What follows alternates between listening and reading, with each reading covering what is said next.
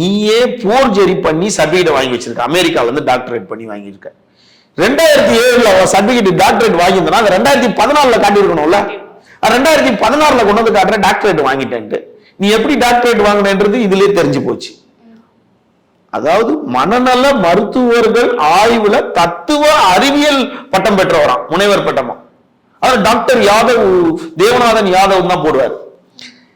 அது இல்லாம author digital vision அப்படின்னு சொல்லிட்டு ஒரு 40 லட்சம் ரூபாய்.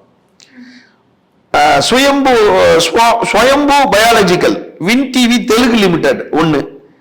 அது இல்லாம Devanathan estate and platinums private limited, blue sky house manufacturing India private, அதுல ஒரு 20 லட்சம். Singaram educational charitable trust, Sikaram educational trust trust, அதுல வந்து 15,300 ரூபாய்.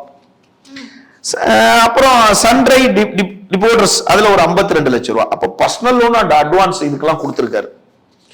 இது இல்லாம பொன்ராஜ் அப்படின்னு ஒண்ணு, ட்ரோலா பெல்லா அப்படின்னு ஒண்ணு, flat advance others, Tamil Nadu table tennis அசோசியேஷன்ல 25 லட்சம் ரூபாய்.